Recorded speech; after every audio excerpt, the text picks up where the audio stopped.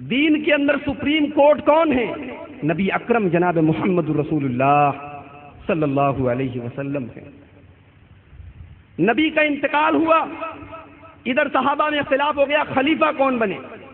مہاجرین نے کہا خلیفہ ہم میں سے ہونا چاہیے، انصاریوں نے کہا خلیفہ ہم میں سے ہونا چاہیے۔ حضرت ابو بکر صدیق رضی اللہ تعالیٰ عنہ کھڑے ہوئے، حدیث پیش کرے، الائمۃ من قریش، میں نے اللہ کے نبی صلی اللہ علیہ وسلم کو یہ فرماتے ہوئے سنا کہ خلیفہ قریش قبیلے کا ہوگا۔ انصاریوں نے گردن جھکا دی، چوں اور چرا نہیں کی۔ حضرت فاطمہ رضی اللہ تعالی عنہ حضرت ابو بکر کے پاس گئیں، کہا اے ابو بکر، میں اپنے باپ کی وراثت کا حصہ لینے آئی ہوں، میرے باپ نے جو وراثت چھوڑی میں اس وراثت کا حصہ لینے آئی ہوں، میں اپنے باپ کی اکلوتی بیٹی بچی ہوں۔ ابو بکر صدیق رضی اللہ تعالی عنہ نے نبی کی حدیث پیش کر دی، نحن الانبیاء لا نورث ما ترکنا صدقہ۔ کہا کہ اے فاطمہ، میں نے اللہ کے نبی کو یہ حدیث بیان فرماتے ہوئے سنا کہ انبیاء کا کوئی وارث نہیں ہوتا، انبیاء جو چھوڑ کر جائیں وہ سب صدقہ ہو جاتا ہے۔ حضرت فاطمہ نے نبی کی حدیث سنی، صحیح بخاری کے الفاظ ہیں، فسکتت، خاموش ہو گئی۔ کیوں؟ صحابہ کے نزدیک سپریم کورٹ اگر کوئی تھی تو جناب محمد رسول اللہ صلی اللہ علیہ وسلم کی حدیث تھی۔ حضرت عمر فاروق ملک شام گئے، راستے میں ہے پتہ لگا کہ ملک شام میں طاعون کی وبا آ گئی۔ غور سے سننا، صحیح بخاری کی حدیث ہے، کتاب الطب کے اندر امام بخاری اس کو لائیں۔ حضرت عمر کو پتہ لگا ملک شام میں طاعون کی وبا آئی ہے، اب کنفیوز ہو گئے، کریں تو کیا کریں۔ صحابہ کو اکٹھا کیا، کہا اے صحابہ رائے دو، میں کیا کروں؟ کچھ صحابہ نے کہا ہمیں واپس مدینہ چلے جانا چاہیے، کچھ صحابہ نے کہا نہیں، آدھے راستے آئے ہیں، جس کام سے آئے ہیں اس کام سے میں جانا چاہیے، اگر تقدیر میں مرنا لکھا ہے تو مریں گے۔ صحابہ کی الگ الگ رائے تھی۔ حضرت عبد الرحمن ابن عوف رضی اللہ تعالیٰ عنہ کہیں گئے ہوئے تھے، انہیں پتہ لگا، وہ آئے، کہا اے عمر، میں نے اللہ کے نبی جناب محمد رسول اللہ صلی اللہ علیہ وسلم کو یہ فرماتے ہوئے سنا کہ اگر کسی جگہ طاعون کی بیماری پھیل جائے تو جو لوگ وہاں پر ہوں وہ وہاں سے جائیں نہ، اور جو لوگ وہاں پر پہنچے نہ ہو وہ وہاں نہ جائیں۔ اس لیے اس حدیث کی روشنی میں اے عمر فاروق، ہمیں واپس مدینے چلے جانا چاہیے۔ حدیث آ گئی، حضرت عمر نے گردن جھکا دی۔ میرے بھائیوں، آج مسئلہ کچھ نہیں ہے، تمام مسائل حل ہو جائیں گے۔ ہم سوال یہی کرنا چاہتے ہیں، محلے میں لڑائی ہوتی ہے، محلے میں جھگڑا ہوتا ہے، ہم کس کو اپنا پنچ بناتے ہیں؟ سردار صاحب کو۔ دین کے معاملے میں بھی کوئی بڑا ہے یا نہیں ہے؟ دین کے معاملے میں بڑا ہے، اور بڑا وہ ہے جسے میں نے بڑا نہیں بنایا، آپ نے بڑا نہیں بنایا، رب کائنات نے بڑا بنایا، اور اتنا بڑا بنایا، فرمایا وَرَفَعْنَا لَكَ ذِكْرَكَ، اے نبی ہم نے آپ کے ذکر کو بلند کر دیا۔ اتنا بڑا بنایا کہ مؤذن جب تک اذان میں اشہد ان محمد الرسول اللہ نہ کہے کوئی اذان کمپلیٹ نہیں ہوتی۔ اتنا بڑا بنایا کہ جب تک نماز میں اللہم صلی علی محمد نہ پڑھا جائے نماز مکمل نہیں ہوتی۔ اتنا بڑا بنایا، اور اگر کوئی انگلی اٹھا دے کہ محمد رسول اللہ کو بڑا تو بنایا لیکن انصاف کرنے والا بنایا یا نہیں بنایا؟ کہیں ایسا تو نہیں کہ محمد رسول اللہ کسی کا پچھ لیتے ہیں، کسی کی طرفداری کرتے ہیں؟ اگر کسی کے دماغ میں یہ شبہ ہو تو آؤ میں اس کو بھی حل کر دوں کہ محمد رسول اللہ سے بڑا اس کائنات میں کوئی انصاف کرنے والا پیدا ہوا ہے یا نہیں ہوا ہے؟ آؤ ہم تمہیں محمد رسول اللہ کے دور کا ایک واقعہ سناتے ہیں۔ اللہ کے نبی کے دور میں ایک عورت نے چوری کی، اور عورت کوئی معمولی خاندان کی نہیں، قبیلے بنو مخزوم کی عورت، اونچے خاندان کی عورت نے چوری کی۔ لوگوں نے کہا یار اسلام کا قانون ہے کوئی چوری کرے تو ہاتھ کاٹ دو، عورت اتنے اونچے خاندان کی ہے، ناک کٹ جائے گی، اتنے اونچے خاندان کی عورت کا ہاتھ کاٹا جائے گا؟ اب لیکن سوال یہ ہے کہ اللہ کے رسول سے کہے کون؟ لوگوں نے حضرت اسامہ ابن زید کو بیچ میں اپنا بیچوئیت بنایا کہ اے اسامہ آپ جائیے اور اللہ کے رسول سے کہیے کہ وہ عورت بہت اونچے خاندان کی ہے، اگر اس کا ہاتھ کاٹا گیا تو بہت بدنامی ہوگی۔ حضرت اسامہ ابن زید اللہ کے رسول جناب محمد رسول اللہ صلی اللہ علیہ وسلم کے پاس آئے۔ صحیح بخاری کی الفاظ ہے، کتاب الحدود کی حدیث ہے۔ حضرت اسامہ آتے ہیں، اللہ کے نبی سے کہتے ہیں کہ اے اللہ کے نبی، وہ عورت بہت اونچے خاندان کی ہے، اگر اس کا ہاتھ کٹ گیا تو بڑی بدنامی ہوگی۔ حدیث کے الفاظ ہیں فغضب رسول اللہ صلی اللہ علیہ وسلم، اللہ کے رسول غصہ ہو گئے اور اتنا غصہ ہوئے حتی مرت وجہ، آپ کا چہرہ غصے سے لال ہو گیا، اتنا غصہ ہوئے کہ آپ کا چہرہ غصے سے لال ہو گیا۔ آپ نے فرمایا یا اسامہ اتشفع فی حد من حدود اللہ، اے اسامہ تمہاری مجال کیسے ہو گئی، اے اسامہ تمہاری مجال کیسے ہو گئی کہ تم اللہ کے قانون کے بارے میں میرے پاس سفارش لے کر آئے ہو۔ جب اللہ نے قانون نازل کر دیا کہ السارق والسارقۃ فاقطعوا ایدیہما، چوری کرنے والا مرد یا چوری کرنے والی عورت اگر چوری کرے تو ہاتھ کٹ جائے گا، تو اے اسامہ تمہاری ہمت کیسے پڑی کہ تم میرے پاس سفارش لے کر آئے ہو؟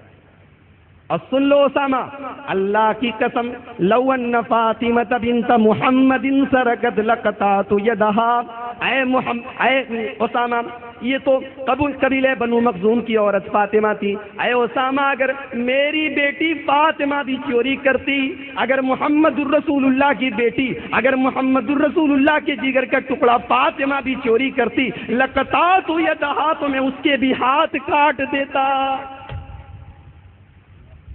نبی ہمیں ملا تو انصاف کرنے والا، کہ اگر ہاتھ کٹنے کی بات آئی تو محمد الرسول اللہ اپنی بیٹی کا بھی ہاتھ کاٹ دے گا، اسلام کے قانون میں کوئی سفارش نہیں کرے گا۔ جاؤ اپنے اختلافات کو حل کر لو، بہت اختلاف ہے، ایک چھوٹی سی نماز ہے، اس نماز میں سینکڑوں اختلاف ہے، رفع الیدین کرنا چاہیے کہ نہیں کرنا چاہیے، آمین زور سے بولنی چاہیے کہ نہیں بولنی چاہیے، سورہ فاتحہ پڑھنی چاہیے کہ نہیں پڑھنی چاہیے۔ ہم نے کہا جاؤ تمام اختلافات کو حل کر لو۔ کہاں حل کرو گے؟ مدرسوں میں جاؤ گے، علماء کے پاس جاؤ گے، ہر مسلک کا عالم کہے گا میں سچا ہوں، میں صحیح ہوں، کل حزب بما لدیہم فرحون۔ ہم نے کہا نہ ان مدرسوں میں جاؤ، نہ ان مفتیوں کے پاس جاؤ، نہ ان علماء کے پاس جاؤ، نہ ان بڑے بڑے شیخ الحدیثوں کے پاس جاؤ، اگر تمہیں جانا ہے تو کورٹ میں جاؤ، جس کورٹ کے بارے میں رب العالمین اپنے قرآن کے اندر فرماتا ہے فَلَا وَرَبِّكَ لَا يُؤْمِنُونَ حَتَّى يُحَكِّمُوكَ فِي مَا شَجَرَ بَيْنَهُمْ۔ آج کے اس جلسے میں بہت سارے حافظ لوگ بیٹھے ہوں گے، میں ان حافظوں سے سوال کرنا چاہتا ہوں کہ اگر تم نے قرآن کا ترجمہ بھی یاد کیا ہوگا تو اے حافظوں یہ بتاؤ کہ قرآن کے اندر اللہ رب العالمین نے کہیں پر اپنی قسم کھائی ہے یا نہیں کھائی ہے؟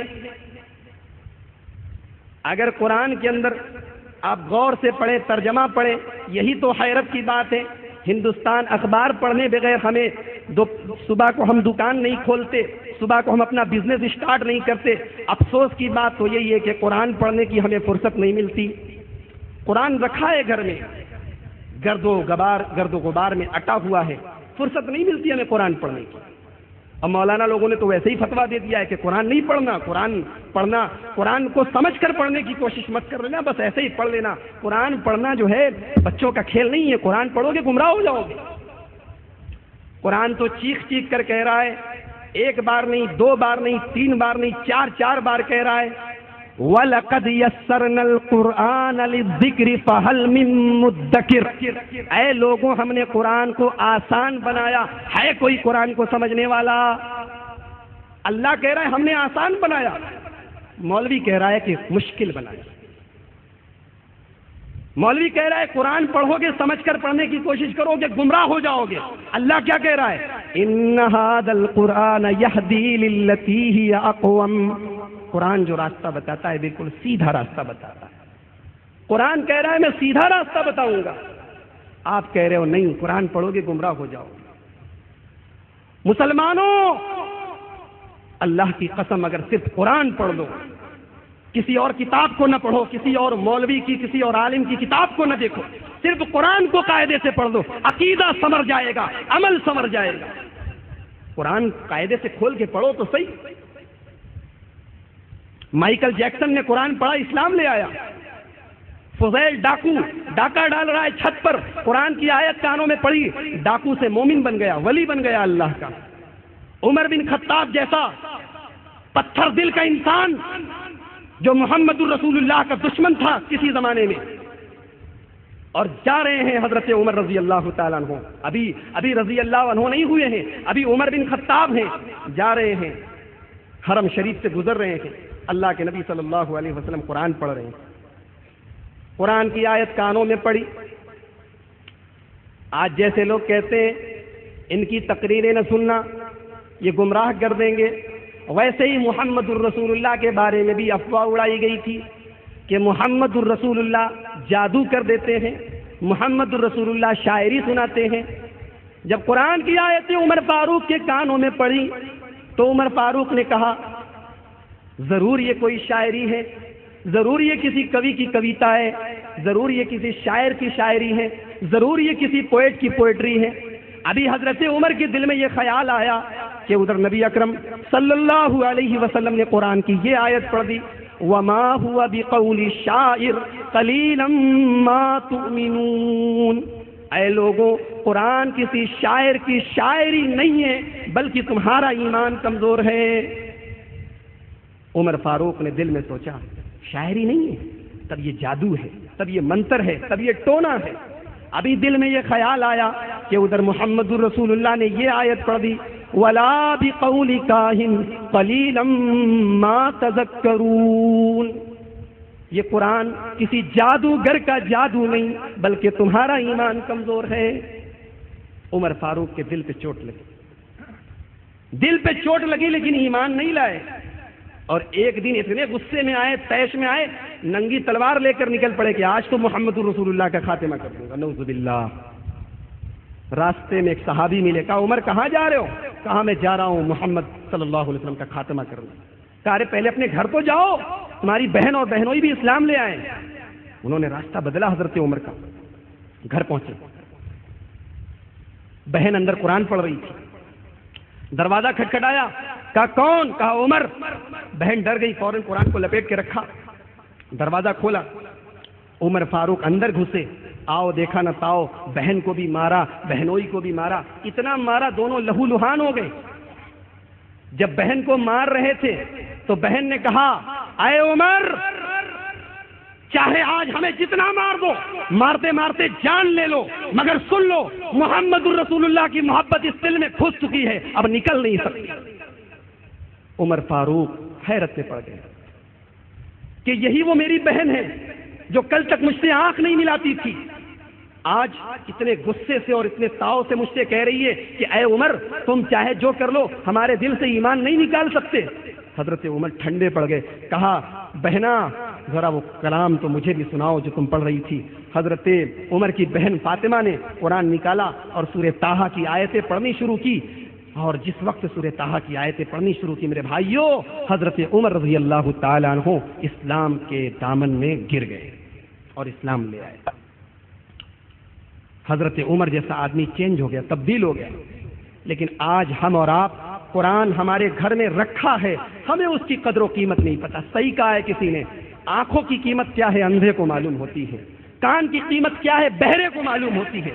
آج ہمیں قرآن کی دولت فری میں مل گئی، آج قرآن کی دولت ہمیں نہ تو ہمیں بلال کی طرح گرم تپتی ہوئی ریت پر لیٹنا پڑا، نہ سمیہ کی طرح شہید ہونا پڑا، نہ عمار کی طرح ذلیل ہونا پڑا، نہ خبیب کی طرح سولی پہ چڑھنا پڑا، نہ صحابہ کی طرح وطن چھوڑنا پڑا۔ ہمیں قرآن کی دولت فری میں مل گئی، اس لیے ہمیں قرآن کی دولت کی قیمت نہیں پتا۔ آج امریکہ جیسا ناپاک اور گندا ملک آج قرآن کا جواب تیار کر رہا ہے، قرآن کا جو ہے نقلی ایڈیشن تیار کر رہا ہے، اور ہمیں اور آپ کو خبر بھی نہیں کہ آج ہمارا دشمن قرآن کے بارے میں کیا کیا تیاریاں کر رہا ہے۔ 2005 میں امریکہ نے قرآن نکالا، اس کا نام تھا الفرقان الحق۔